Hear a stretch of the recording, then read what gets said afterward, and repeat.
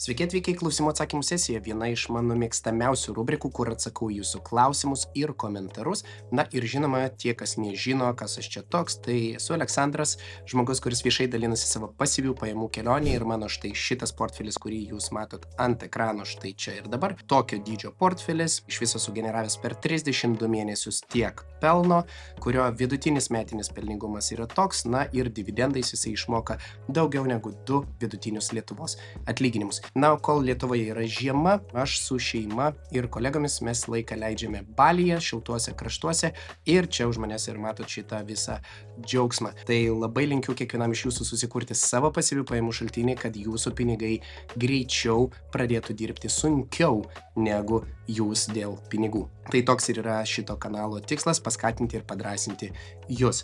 Na ir žinoma, jeigu jūs norit, tai šitoje vietoje šitas visas portfelis, visa jo istorija yra prieinama su nuoroda apačioje visiškai nemokamai. Ir geriausia dalis, tai kad jūs galite pasižiūrėti, ką aš dariau, kaip aš dariau, kur suklydau, kur nesuklydau, kur kaip tik paėjo tam tikri sprendimai ir investicijos. Tai jūs viską galite šitą matyti, na ir plus, jeigu užprenumeruosit portfelį, tai jūs kiekvieną kartą, kai aš parduosiu arba nupirksiu kažkokį aktyvą, iš karto matysit mano kiekvieną operaciją, kurią aš ir atlieku arba atlikau realiu laiku. Na ir žinoma, tam, kad tą padaryti, ta prasme, tam, kad susinchronizuoti visus šitos dalykus, tai aš naudoju investicinę sąskaitą Freedom24, tai ir jums reikės atsidaryti tokią pačią. Nebūtina jos ten pildyti, pulti ir taip toliau ir panašiai. Jūs galite tiesiog atsidaryti ir turėti. Dar gausit bonusą, man atrodo, nes dar galioja akcija, tai pasiskaitykit, aprašyme yra visi bonusai sudėti, bet šitoje vietoje tam, kad matyti tai, ką aš darau ir gauti notificationus, natūralu, jūs turite prisijungti prie tos pačios sistemos, kurią naudoju ir aš. Na, o dabar važiuojam prie jūsų komentarų, kurių susikaupė tikrai nemažai. Tai taip, komentaras apie metinius portfelius. Tai video labai patiko, manau, kad metinis atlyginimais vertinimas būtų daug tikslesnis kiekvienam, nes vienam tas 100 000 laisvai pasiekiamas per 2 metus, kieno bus kokia 1 metų alga, 5 metų gan negreit pasiekiamas tikslas, o jau 5 metų pasiekus jau gan stipru. O su 50 metinių algų, tai 5 procentai yra kelių metų algos ir jau darbas tikrai ne kaip pajamų šaltinis, nes tiesiog pajamų per mažas kiekis gaunasi iš aktyvių pajamų. Visiškai pritariu, yra labai paprasta. Aš skaičiavau portfelius ne pagal patį pinigų kiekį. Aš skaičiavau portfelius pagal metinės pajamas. Tai kitaip tariant, jeigu tavo, ten sakykime, metinės pajamos yra 30 000 ir tavo portfelis yra 30 000, tai nieko baisaus jį sudeginti. Bet jeigu tavo pajamos yra ten 12 000 per metus ir tavo portfelis yra 50 000, tai ir daug didesnis portfelis tau negu žmogui, kuris turi irgi 30-50 000, bet pas jį, pavyzdžiui, pajamos yra gerokai didesnės. Tai kiekvienas tokiu būdu gali atsirinkti savo portfelius ir pagal tai priskirti juos tam tikrai rizikos tolerancijai. Sakykime, su 5 algom aš toleruoju vienokią riziką, su ten, sakykime, 7 algom kitokią, su 20 algų aš jau toleruoju visiškai kitokią ir su 50 algų portfeliu aš toleruoju praktiškai minimalią riziką, nes ir 5 procentų užtenka kokybiškam pragyvenimui. Ir nežinau, kaip tu skaičiuoji, bet 30 000 metinė, tai 2,5 per mėnesį, ne 2,8. Mintinai tiesiog netaip sudalinau, tai dovanokit. Good. Šiaip įdomu, kiek realiai lietuvių turi 100 000 ir didesnį portfelį. Jeigu Lietuvos bankas buvo daręs tyrimą, tai apie 54 000 žmonių yra investuojančių. Didžiosios daugumos žmonių portfelis pagal Swedbank sudarė apie 4 000, o kitų turtingesnių apie 10 000. Čia, manau, buvo apimtas Robur fondas. Tai tikrai nustebčiau, jeigu tik koks 10 000 žmonių turi 100 000 portfelį, o kokie 2-3 tūkstančiai galėtų turėti ir pro investuotojo statusą. Pritariu, nežinau tokios statistikos, tai būtų gal ir įdomu iš Lietuvos banko gauti. Jūsų rekomenduojama platforma 3 metus dirba nuostolingai, tą Binojo Finansijos nepatingėjau peržvelgti. Labai džiugu, kad nepatingėjo peržvelgti, lygiai taip pat ir Amazon dirbo 7 metus, man rodos, nuostolingai, pirmus 3 tai tikrai, tarsi į ką jie išaugo, lygiai taip pat kaip ir bet koks verslas, kuris pradeda savo darbą, labai retas atvejis, kad bus pelningas nuo 1 metų. Kodėl? Nes jis reikalauja investicijų ir tos investicijos yra ne tik vadovo laikas, ten dar kažkoks laikas ir taip toliau ir panašiai. Tos investicijos yra, sakykime, piniginės, kur reikia pritraukinėti kapitalą ir tą kapitalą investuoti ir tos grąžos pirmais metais gali ir nebūti. Žinokit, taip veikia investavimas, ne? Keista, jūs pradžiai irgi investuodami atiduodat savo pinigus, ir ant savų išeinat kada? Kai pasidvigubinat, o pasidvigubinat statistiškai per kiek? Per 7 metus. Per, sakykime, čia prie vidutinės rinkos 10% grąžos. Tai šitoje vietoje nieko nuostabaus. Bet segreguota sąskaita apsaugo nuo tokių dalykų. Taip, bandant sudaryti sąskaitą ir gauti patvirtinimo kodą, meta klaidą. Gal žinote, kas čia per problema? Nežinau. Vytautai, dovanokit, bet būtų gerai, kad brūkšteltumėt į suportą. Taip, šiaip Ponzi schema nėra skolinimas. Viki apibrėžia kaip piramidinė schema verslo modelis, kurio pagrindas pinigų apsikeitimas tarp dalyvaujančių, neparduodant jokio produkto ar paslaugos. Tai jums yra atsakymas, ne apie MicroStrategy, ar tai yra Ponzi schema ar ne.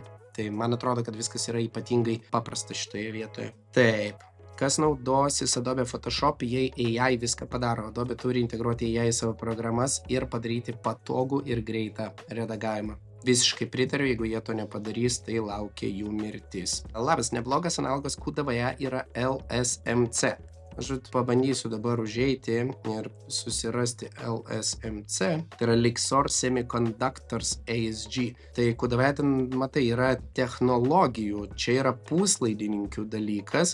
Tai, gerai, pasižiūrim pagal ISIN kodą, ką jisai čia turi per JustETF, The Fund.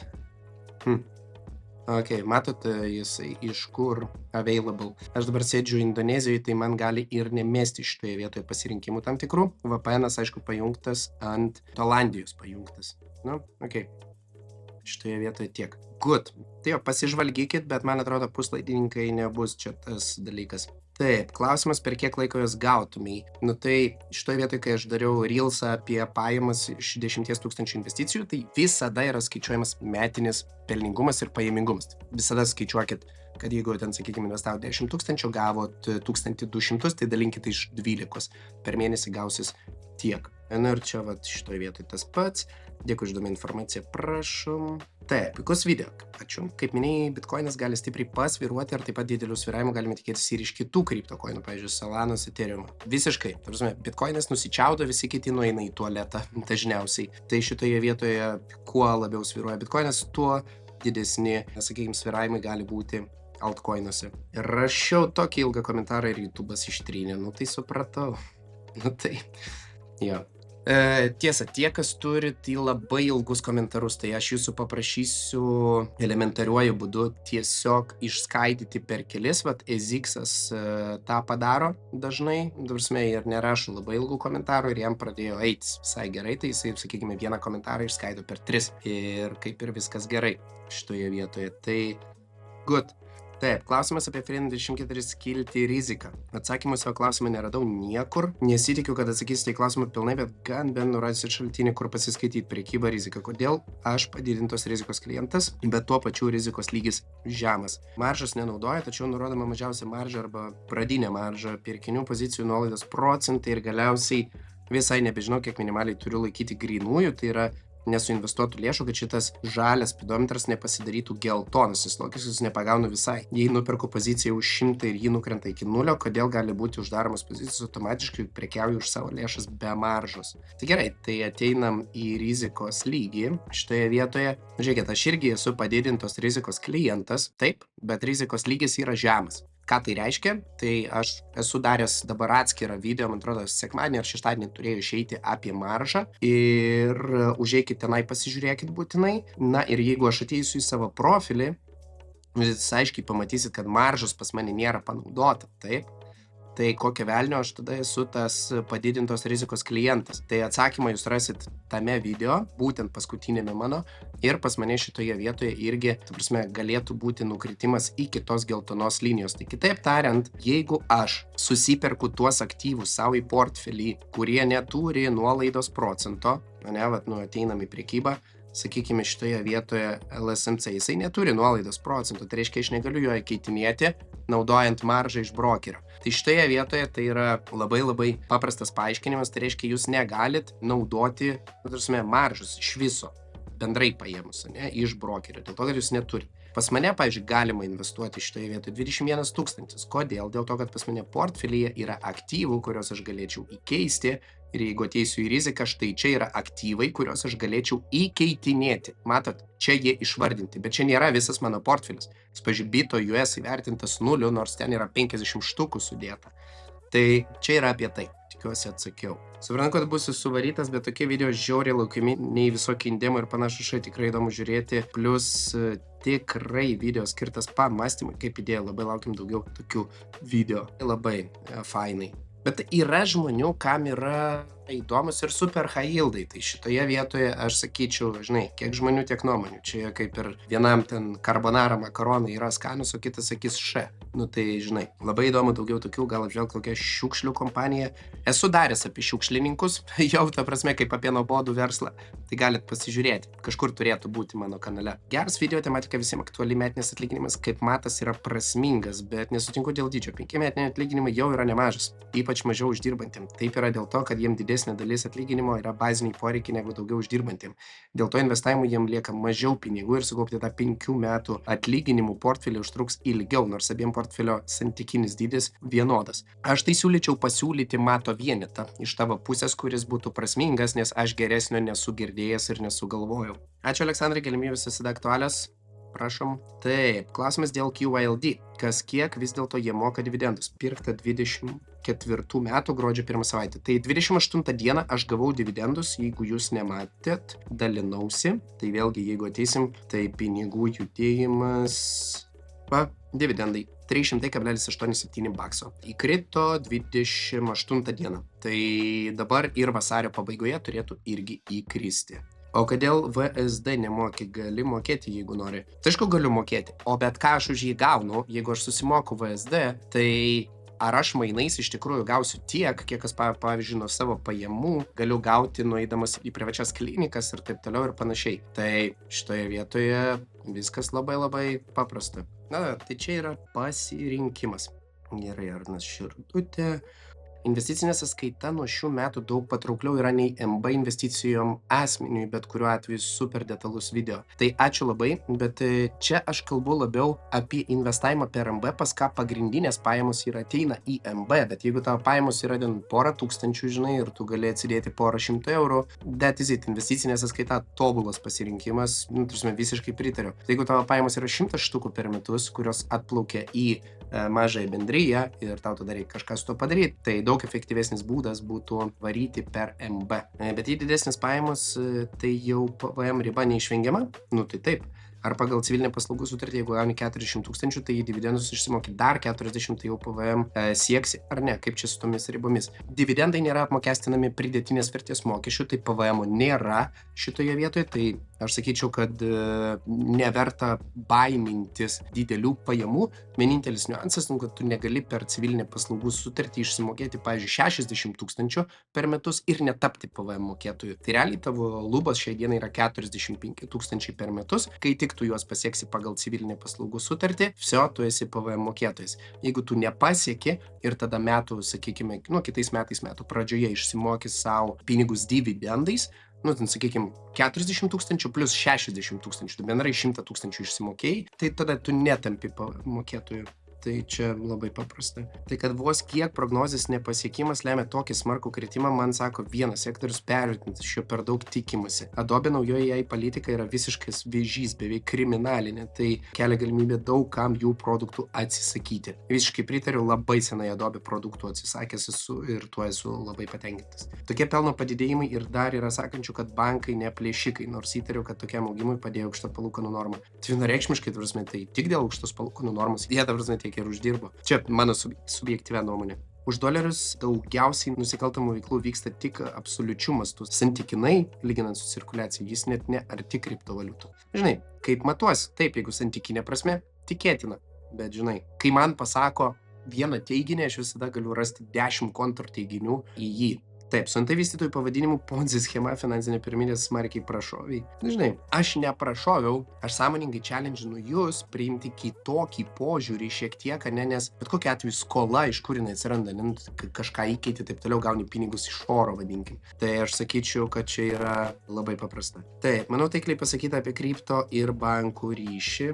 Prašom. O išsimokant tą investuotą sumą, kaip apsimokestins? Jau tik GPM, kaip fizinis mokėti reiks tik tai? Tai taip, jeigu tu suinvestuoji pinigus, tai tu, sakykime, jeigu investuoji į UCITF, tai teoriškai pagal reguliavimą reikia kiekvieną kartą, aišku, užklausti VMI dėl konkretaus fondo, bet kadangi tai yra kolektyvinio investavimo subjektas, jam nėra taikomas pelno mokestis ir tu, sakykime, per 10 metų investavai 100 000, pasidarai 200 000, ne? Bendras yra pas tave 200K. Tai tu tos 200 000 nori nusimti, tai tu jas nusiemi dividendų pavidalu, susimoki 30 000, o tavo įmonė sumokėjo 0 pelno mokesčio, nes jai galioja KIS lengvata. Tai easy. Taip, man klausimas gal jau nuskambėjęs, o tai ne brokeris šiuo atveju Freedom24 sumoka tą 15%, tai jeigu apie dividendus, tai taip, brokeris atskaito, bet tik tai už Ameriką, tarsi jeigu mes kalbam apie Europą arba Aziją arba Kazachstaną, neatskaito. Tai vat, tai šitoje vietoje ne.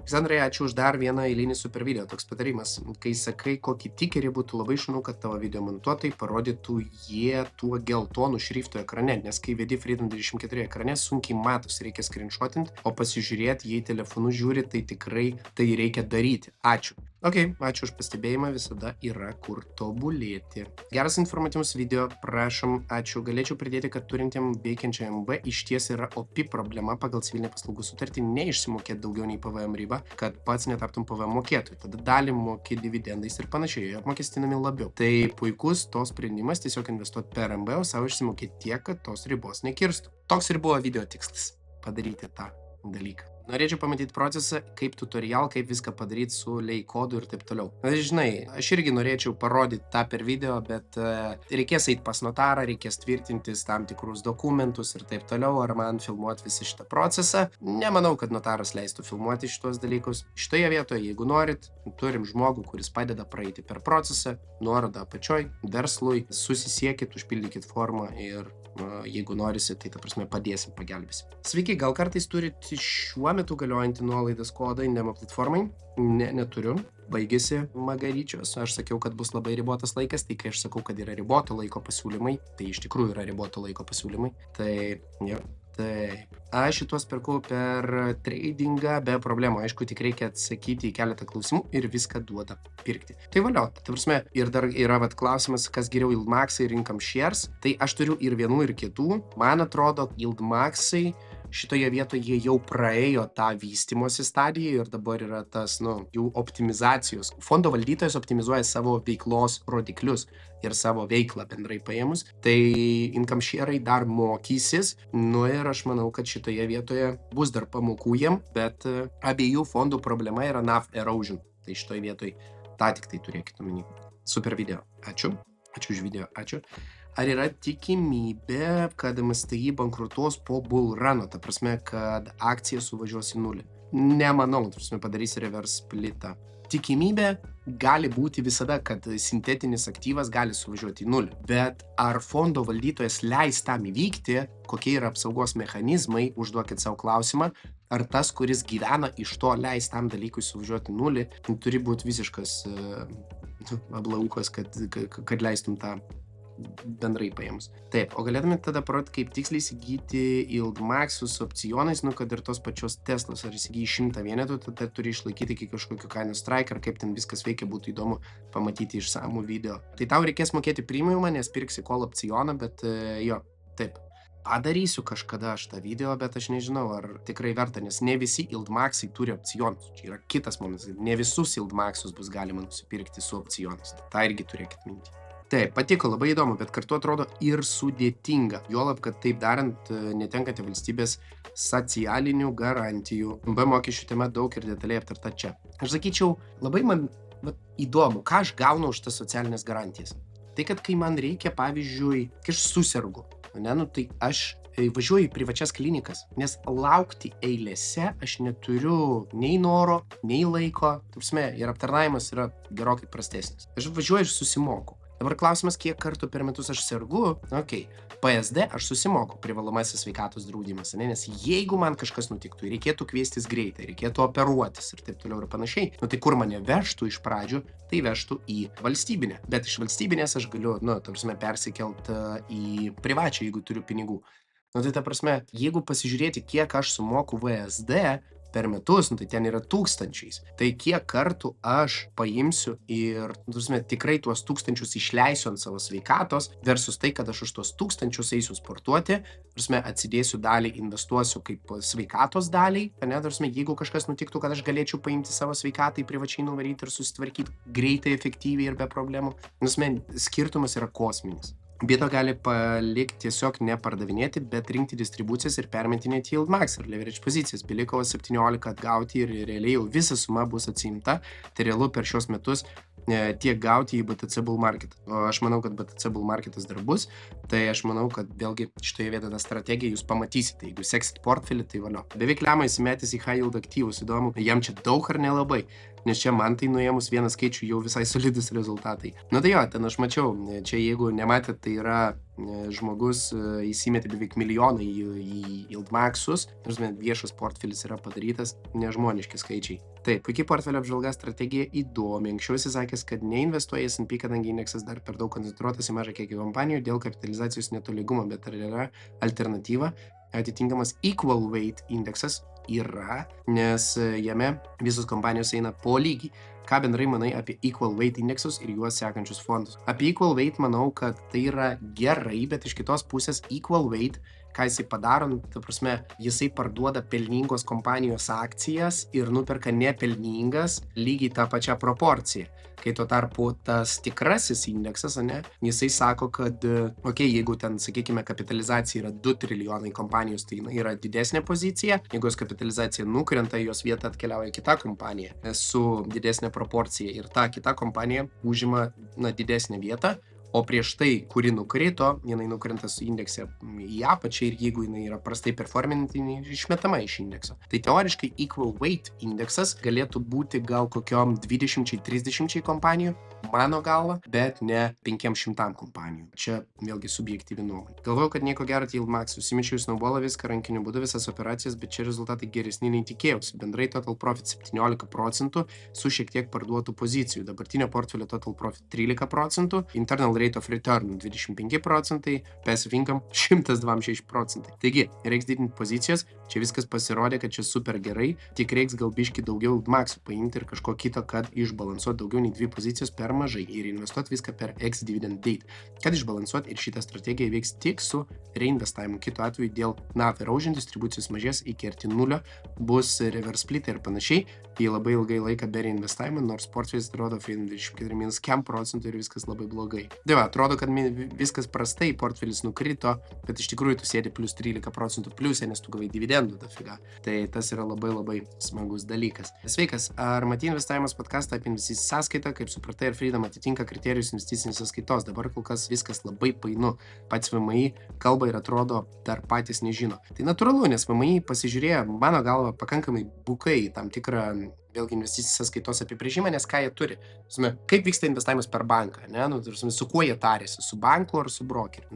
Nei Interactivo dabar, nei Freedomo, nei tradingo, nei ten Trade Republico, nieko nebus galima pakišti po investicinės sąskaitos apibrėžimu, pagal tai, ką jie dabar padarė. Tai spėkit, kiek iš tikrųjų investuojančių yra per bankus. Tai šitoje vietoje, net tam tikros P2P platformos Lietuvoje nepatenka po šitų apibrėžimų, nors jie sakė, kad pateks. Tai kadangi vėlgi, jeigu klausėt podcastą, jie sakė, kad svarstys individualiai, tai tikrai, mano galva, bus galima priskirti ir brokerį šitoj vietoj, investiciniai sąskaitai ir tą reikės padaryti 2026 metais, deklaruojant pajamas už 2025. Tai mes turime metus laiko išsispręsti, kas yra labai labai smagu. Ir kriterijai, tai aiškiai pasakė tame video, kokių reikia atitikrinti, tai realiai reikia būti banku bendrai paėmus, nes turi būti pinigų apskaita, turi išeiti pinigai iš įbaninės sąskaitos, tu turi atlikti pavedimą ir užpirkimą. Tai tą gali padaryti tik iš banko sąskaitos. Tai ką žinau, bankai visai gerai padirbėjo su lobizmu, bent jau šiam kartui, bet matysim, praeis laiko ir aš manau, kad tų pakeitimų dar bus. Žinai, ant greito priėmė ir dabar dar bus N metų pakeitimai šitam dalykui. Taip, dėkuoju už atsakymus, Dieve, neturiu vienodų dienų, todėl toks daugkartinis AI užduoties taikymas man greičiausiai nebus panaudojamas. Tai va, žinai, laimingas žmogus, neturi vienodų dienų, neturi rutinos. Super. Iš kitos pusės, AI-us nedraugas tada. Turiu minti pasiruošimą investavimui per krizę. Man psichologiškai sunku laikyti pinigus neįdarbintus rinkoje, protinga būtų 10% portfelių turėti pasiruošimo galimybėms. Kur čia šuo pakastas? Gal man trūksta patirti rimtą duobę? Taip, tau trūksta panašu, kad patirti rimtą duobę, tada suprasi, kodėl reikia to rezervo. Kai iš VVC būtų -8, tai jau tos sumos greičiausiai neprireiktų, nes maža tikimybė, kad toks stres testas aktyvuotųsi. Manau, kad taip. 366 kW variklis trečiai Teslai ir kaip kasko visai draugiška kaina. Taip, Teslui 366 kW, 4 varomi ir kasko štuka 580 €. 37 minutė, o gal nebus krizės, ECB papumpos eurų ir infliacija užkels? Ir kas po infliacijos ateina? Po infliacijos ateina, kad reikia išiminėti pinigus iš rinkos ir vėl palūkanų normų didinimas ir vėl kritimas. Nemanau. Blooperis geras. Prašau. PM214. FL Office langai tikėtina reikalaus langų valytojo tokiu atveju. Jeigu tau dar Aleksandras per YouTube pasakys, kur investuoti, man atrodo, tą ekraną arba sudaužysi, arba kiaušiniais užmėtysi, arba... Nu va. Taip, gali būti. Nedamėsit 8 aukštas. Taip, sveiki, norėjau paklausti, ar gavo dyvus iš QLD, nes nesimato, mokėjimas buvo 24 dieną. Aš jau rodžiau šitą, tai viskas kaip ir gerai. Taip, 2 days ago. Turim, dėkui išduom informaciją, prašom. Tai visi tą Freedom 24 kiša, kas antras žodis Freedom 24. Manau, kad kuo labiau brukama, tuo geriau rinktis kitas platformas, tradingą ir BKR. Tai Ramondai, matau, kad tu esi pas mane prie public subscriberių, tai unsubscribink nafik kanalą, žinai, ir negirdėsi, kaip mes kišam. Tai tiesiog iš eterio dinko, galim net tave, tiesą sakant, ir užhaidinti, kad tu čia nesireikštum labai. Nes tu gauni edukaciją mainais už tai, kad kažkas sumoka man, už tai, kad aš edukuočiau. Tai arba tu rinkiesi, kad tu sumoki ir kai aš klausiu, ar jūs norit mokamą subscriptioną po, sakykim, porą šimtų eurų per mėnesį, kad aš, tokiu tempu varyčiau video, jūs sakėt, no, palik reklamas. Tai šitoje vietoje arba žiūri su reklamam, arba dingsti iš kanalo ir, tiek to.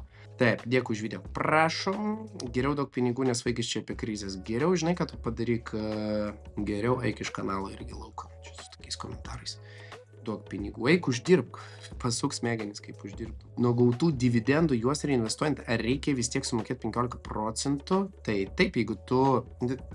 Aš gavau dividendus, aš sumokėjau 15% ir įkišau dividendus. Nuo tų dividendų, kurie pareis nuo dividendų, kuriuos aš reinvestavau, man irgi reikės sumokėti 15%. Taip. Sveikas, Aleksandrai. Pirmiausia, norėčiau padėkoti už tavo triūsą bei neįkainomus patarimus. Žinai, patarimų nedalinu, dalinuosi tik tai idėjom, įžvalgom ir nuomonėm.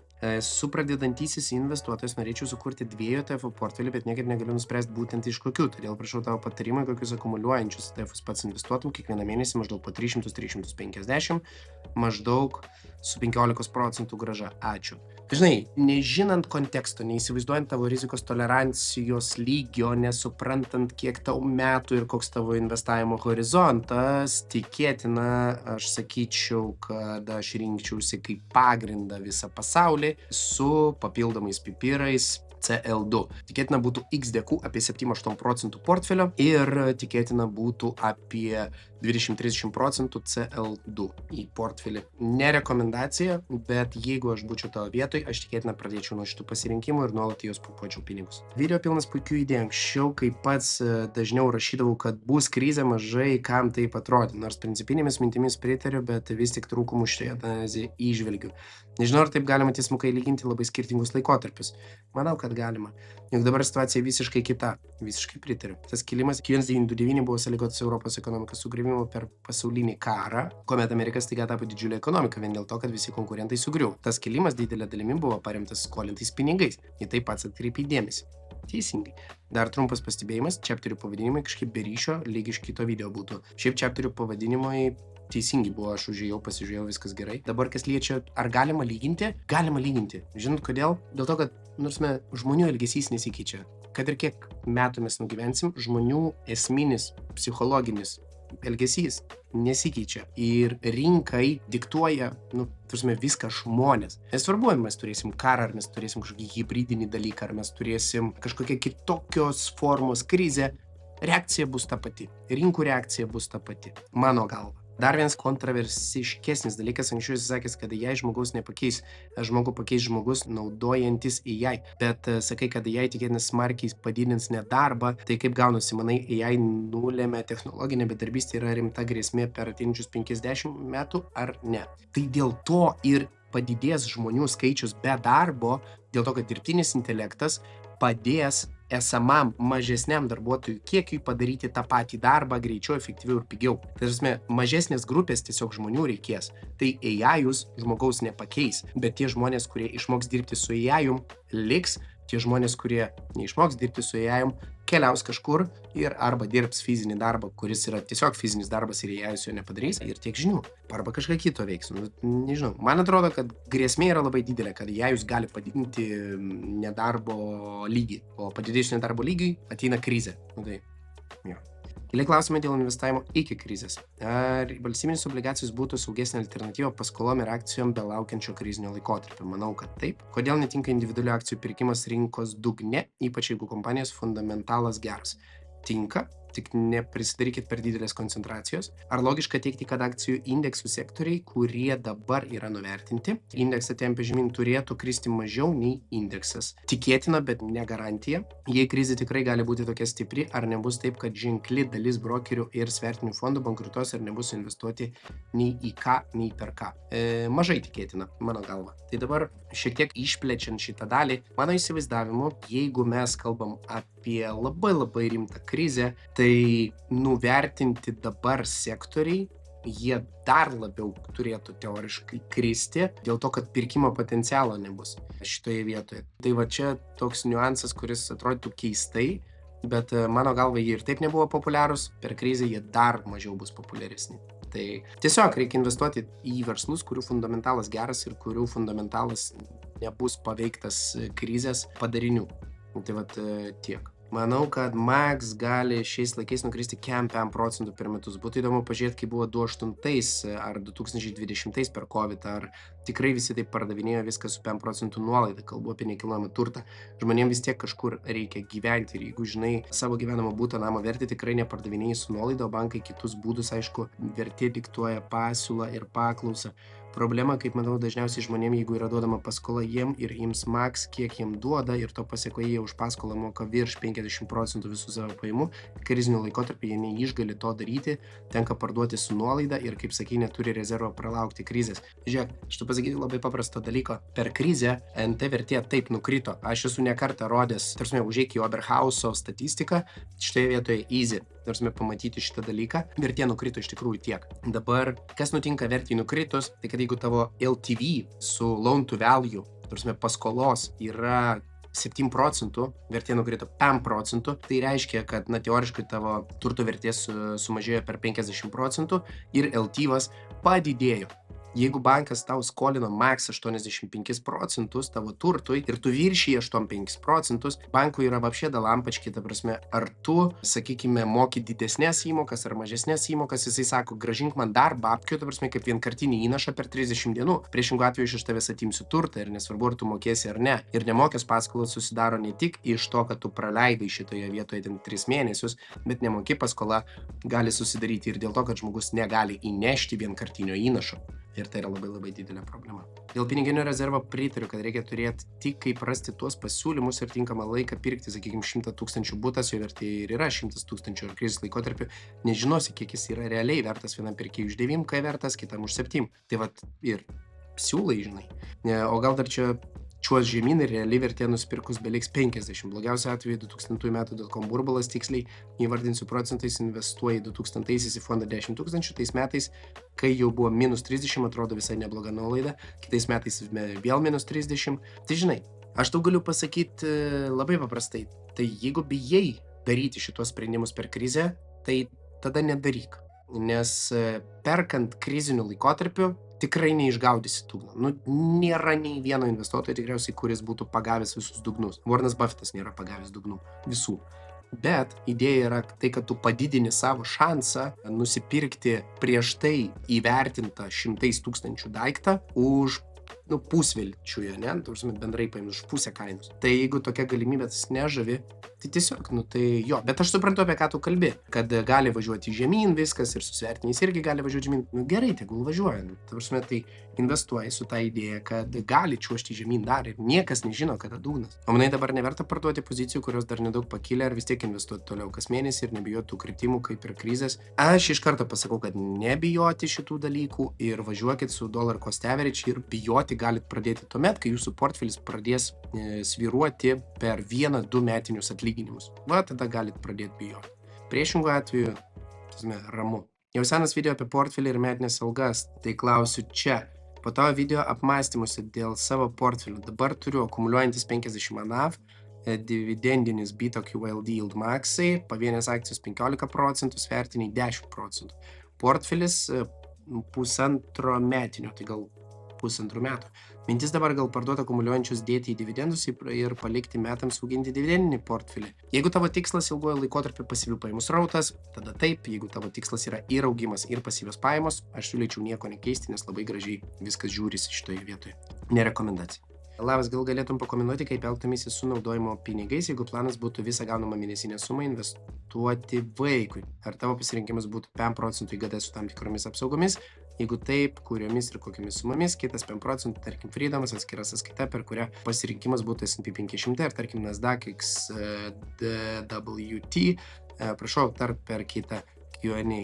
Taip, yra toks dalykas. Jeigu aš galiu naudoti mokesčių lengvatą vaikui, vienareikšmiškai aš naudoju mokesčių lengvatą vaikui per investicinį draudimą, sudedu jam realiai tokias apsaugas, kad jeigu jam kažkas nutiktų, išmoka padengtų ne vaiko kažkokius tai dalykus, o to žmogaus, kuris sėdės su tuo vaiku ant biuletenių. Jeigu trauma ir taip toliau ir panašiai. Pagal tai reikėtų skaičiuoti. Viskas labai priklauso nuo individualios situacijos, ypač kas liečia draudimus. Visą likusią pinigų sumą aš dėčiau į augimo fondus, tai šitoje vietoje arba į Nasdaqą, arba į S&P 500, kas pačiam labiau tinka. Gali būti, kad dalį sukiščiau kaip pradžią į svertinį fondą ir palikčiau 18 metų, tikrai turėtų būti labai geras rezultatas. Sakykime, kokį 1000 eurų suakumuliuoji į svertinį ir palieki. Ir viskas. Ir šitoje vietoje tokia strategija. Tai aš nežinau dabar, kiek tiksliai yra vaiko pinigai, nepamenu, bet jeigu reikėtų, tai aš tikriausiai daryčiau apie 5-7 eurų IGD ir visą likusią pinigų sumą į savarankišką investavimą. Kodėl? Nes lengvatos yra, vaikas galės atsiimti be jokių pelno mokesčių, pinigus, ten viskas labai gerai atrodo su IGD, plus dar draudimas reikalingas ne pačiam vaikui, bet tėvam, kurie keliaus, kaip ir sakiau, į motinystės atostogas ar tėvystės, kol sirgs. Biuletenį tiksliau. Širdutės. Lietuviško oro pasekmės Lietuvoje žiemos nėra. Žinau, kad nėra, bet ten tas +2 ir vėjas ir šlapia. Italija DeepSeek jau uždraudė ir jis yra labai cenzuruotas. Reikia kaip reikiant pavargti, kad jis apie Kiniją pasakytų bent ką neteigiamą. Labai geras pasakymas, už nepergyvenkit, finansavimą gausim. Taip, čia labai geras. Jau senai sakiau, kad tokio lygio hype kaip dėl AI nėra gerai. Visiškai pritariu. Pavojingiausias migrantus Trumpas nuolatinai apgyvendins Guantanamo Bay. By the way, trūksta ten kalėjimų jau pas juos, tai irgi viena iš investavimo galimybių. Trumpas pasileido su TikTok, draudimas buvo geras Bideno žingsnis, jau įrodyta, kad ypač trumpo formato turinys skatina ADHD vystymasi žmonėms. Nemačiau tokių tyrimų. Prašom, manau, kad Goldman Sachs turi racionaliausią požiūrį šitoje situacijoje. Kiek žmonių, tiek nuomonių. Man labai patinka, kodėl kurti YouTube'o turinį, nes aš turiu kažkokią nuomonę ir mano nuomonei galima pritarti, galima nepritarti. Tie, kurie pritarė, valio, tie patampa tikriausiai sekėjais, bet netgi tam tikrose video jie irgi nepritarė. Kas yra irgi gerai, nes tai formuoja skirtingus požiūrio kampus, bet bendra ideologija yra pakeliui, tai viskas valio. Bet kur yra bendra ideologija visiškai nepakeliui, tai tada tai atrušiuoja tam tikrą žmonių kiekį, ir viskas. Tai tas labai labai smagu dėl požiūrio kalbant, ne? Tai kiek žmonių, tiek nuomonių, vieniem lips vienas požiūris, pavyzdžiui, mano požiūris, kuris labiau BlackRock'ui pritarė, kitiem tiks, sakykime, kitas požiūris, kuris labiau Goldman Sachs'as. Netflix atrodo tikrai stipriai, neturiu jokių prenumeratų. Good for you, Netflix'ui bad customer. Visiškai nesigilina į DeepSeek mėšlą. Jep, nesigilinau, bet, žinai, jeigu, dabar tavo žodynų pasakysiu, jeigu mėšlo krūva sukuria tokį kritimą trilijono vertės kompanijose, įsivaizduokit, ką gali padaryti rimtas konkurentas. Tiesiog. Dėkui už įdomią informaciją. Prašom. Tai kad tas DeepSeek pastoviai meta klaidas, kad pabandyti iš naujo serveris užimtas, taip, žmonės, taip, that's fine. Bet galų gale programėlės developmentas kainavo 6 milijonus, o visa kita ten skaičiuojama jardais iš konkurentų pusės, tai nėra ko norėt, kai tu už 1% biudžeto, suformuoji daiktą, kuris yra konkurencingas ir turi ten 17-20% nuosmukį kitas kompanijos dėl to, kad tu tiesiog pasakai, kad tu jį turi. Tai įsivaizduokit, kaip aš sakau, kas bus, kai atsiras rimtas konkurentas, bus labai blogai. 17 be šansų, kad atlaikyti tokį kritimą. Pozicija nebūtų panaikinta, bet greičiausiai būtų sumažinta labai stipriai. Taip, būtent, tai šitoje vietoje apie Netflixą kalbėjau. -90% tikrai be šansų. Nieks neleis tam nutikti. -5 realu, tik nežinia, kada bus.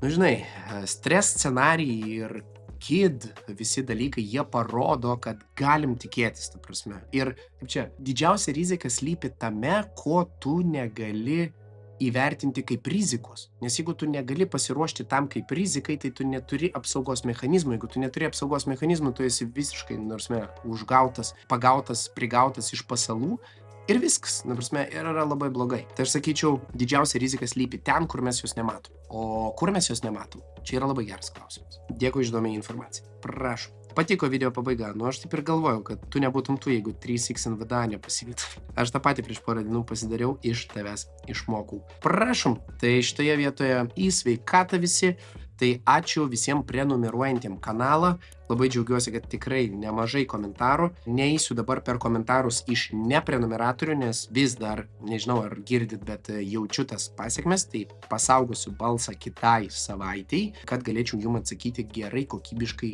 ir tvarkingai.